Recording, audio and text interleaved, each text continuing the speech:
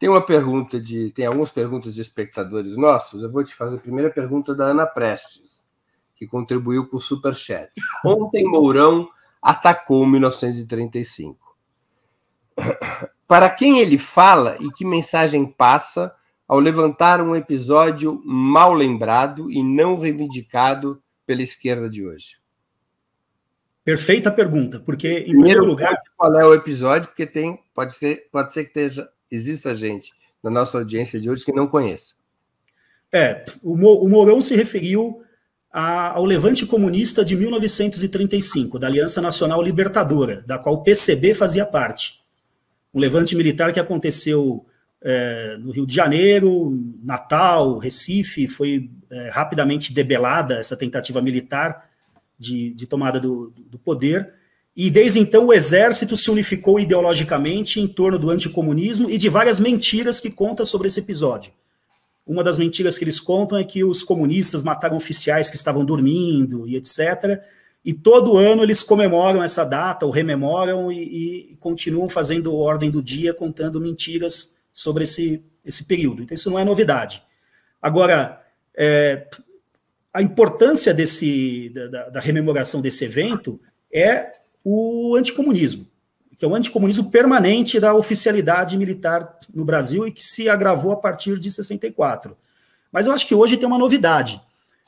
Em 64, as Forças Armadas, elas tinham alguns milhares, alguns falam de 3, 4, 5 mil oficiais militares e também de soldados, mas principalmente oficiais, que eram progressistas, nacionalistas e democratas, e alguns comunistas, do anti-mil, né, da organização do PCB. Quem quiser saber mais, compre o livro também, Breno, a história do PCB, lá está tudo explicado. Né? Mas também, os oficiais conservadores e direita que deram o golpe de 64, eles se afirmavam nacionalistas e, ao meu ver, em parte acreditavam nisso. Por quê? Porque as Forças Armadas, sua ala direita, acreditavam que elas, no meio da Guerra Fria, elas tinham um lado, que era o lado dos Estados Unidos, para defender a família, a propriedade, os valores deles. Mas eles acreditavam que estavam numa luta internacional contra o comunismo. Com o fim da Guerra Fria, esse discurso desabou.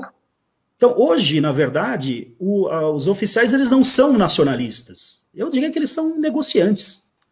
Não é que eles negociam só a soberania nacional, né? Como a entrega de base de Alcântara, etc. É negociante mesmo. Eles lutam no governo Bolsonaro para ter cargos, para ter influência em licitações, para compras internacionais e ganhar dinheiro com isso. Então não há mais o que se esperar dali. Então o Mourão, eu acho que, inclusive essa coisa que ela citou do Mourão, o Mourão diz, não passarão. Ele se apropria de um lema que já existia antes, mas é um lema que se popularizou por causa da Passionária, da Dolores Ibárruri, que era líder do Partido Comunista Espanhol na Guerra Civil Espanhola. Ela disse isso e desde então a esquerda fala não passarão. O que mostra o nível mental do fascismo que se instalou em alguns oficiais militares. Uma outra pergunta do Armando Machado, Américo Machado, também contribuiu com o Superchat. Quem volta ao poder, o petismo ou o lulismo?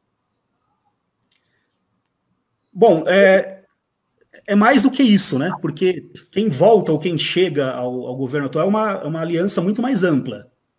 Então nós temos que levar isso em consideração. Houve no Brasil, acho que isso foi importante, no primeiro turno já, e especialmente no segundo, uma reação espontânea da sociedade brasileira contra o fascismo, que atingiu setores até empresariais, mas eu digo que foi uma reação muito forte da população, muito importante, porque até sociedades protetoras de animais, grupos que nunca se envolvem em política, estavam lá com Lula. Então, isso ampliou muito, né, o arco de alianças.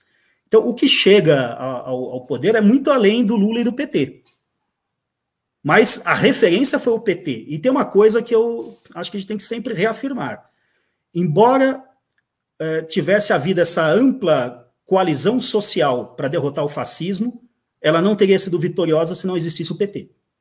Não poderia ser outro.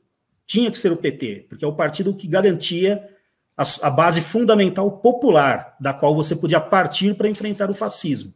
Eu acho que 2018 foi um grande exemplo disso. 2018, o PT teve o candidato preso, não podia ter seu principal candidato, estava numa onda de descrédito, de ataque. Temos que lembrar que o PT sofre um ataque de 2005 até hoje, todos os dias na mídia, que diz que ele é o partido mais corrupto da história do Brasil. E esse partido, em 2018, contra tudo isso, ele foi ao segundo turno. E ele resistiu. Ele perdeu, mas ele foi uma força fundamental ali. Então, sem o PT, não teria a vitória desse ano. E aí eu não faço muito essa diferença lulismo-petismo. O Lula é uma grande personalidade histórica, mas ele não existiria sem o PT, e o PT também não teria tido a história que teve sem ele. Acho que eles são imbricados.